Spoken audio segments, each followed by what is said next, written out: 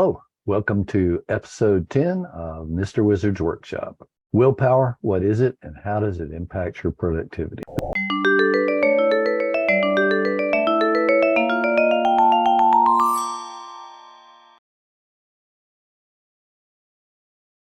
Sponsored by Long Bottom Leaf, the pride of the Shire and the finest pipe tobacco in Middle Earth. Remember, if it's not long bottom, it's a flat ass smoke. So the subject for this week's show is willpower.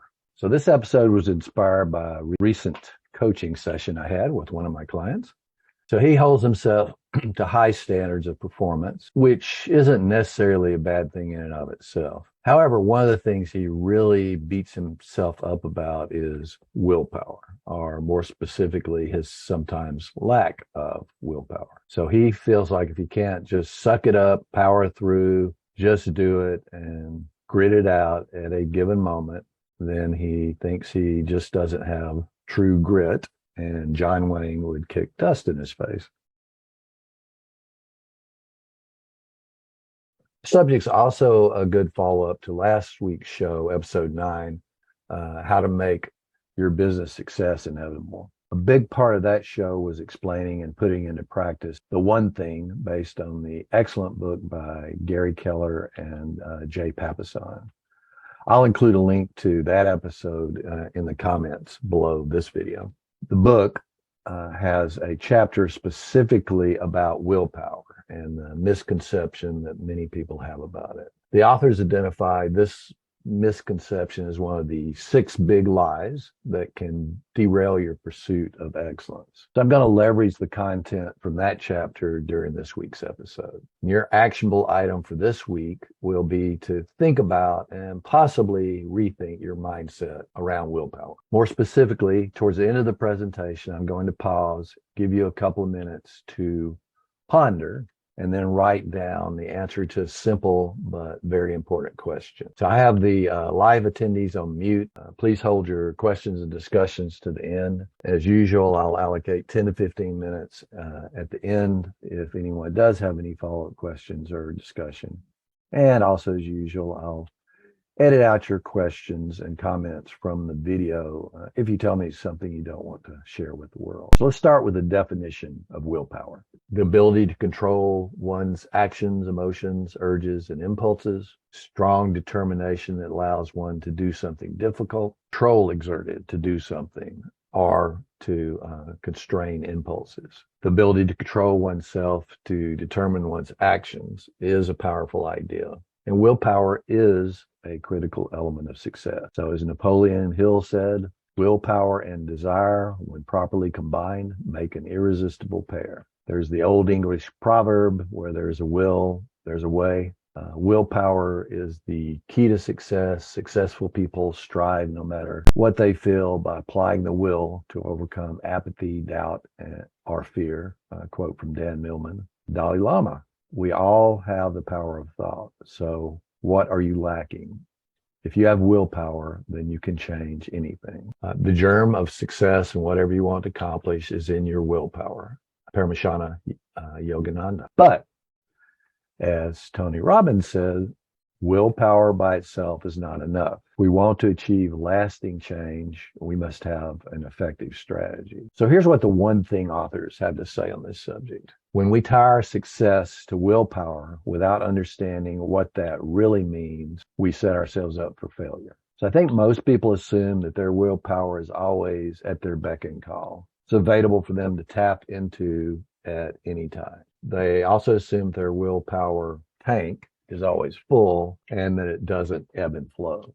And the one thing, they describe this as willpower is always on will call. And they identify it as one of the 6 big lies about success that can totally derail you. So it's much more empowering to think of willpower as a resource that you should intentionally manage. So we lose our willpower not because we think about it, but because we don't.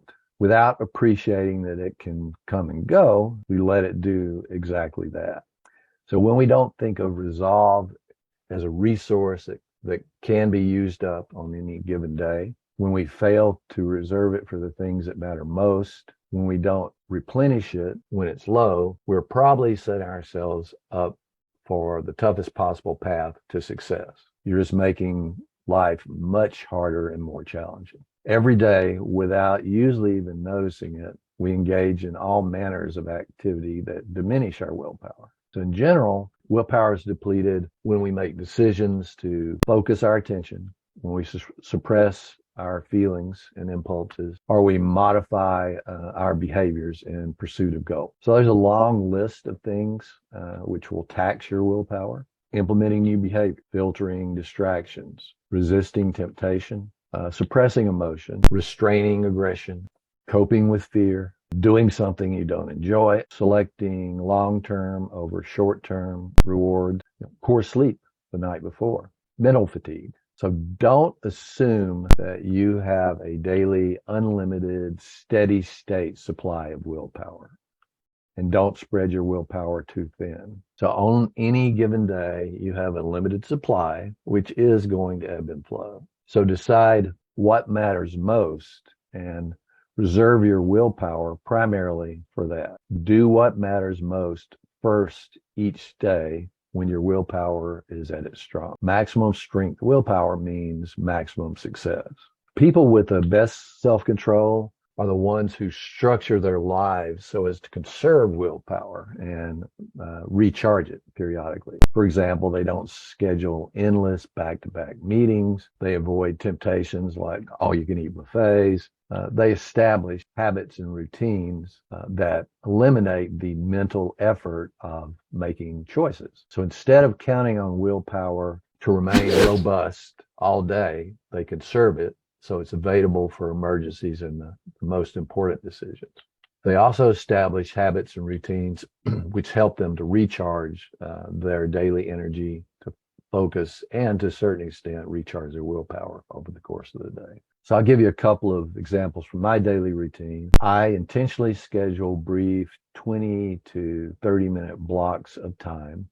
Take a short walk, bounce on my mini tramp, play with my puppies, visit with my wife, in between blocks of 60 to 90 minutes of focused work.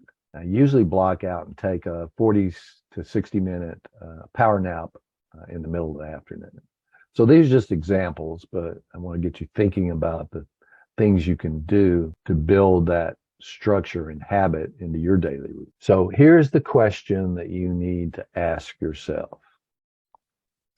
Do I believe that A, willpower is a character trait or virtue, and I have an unlimited or at least a fixed amount of it which I can utilize every day? It just is, like gravity, so I can take it for granted. Or B, my daily willpower is a reservoir which I can temporarily deplete. So I need to and can protect it and manage it wisely, similar to managing my time and energy. It's a pretty straightforward action item for today. I'll pause for a couple of minutes and let you just really think through that.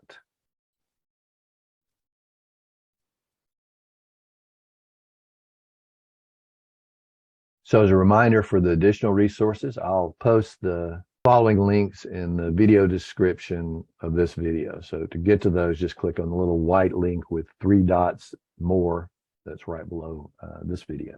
I'll post a link to the book, The One Thing. I highly recommend it and encourage you to read it. I'll also post a link to the YouTube video for my episode 9 workshop.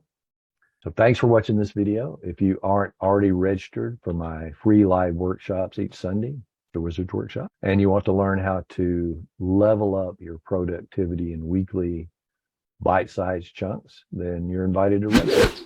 So each week I feature instantly actionable steps you can take to up your productivity game.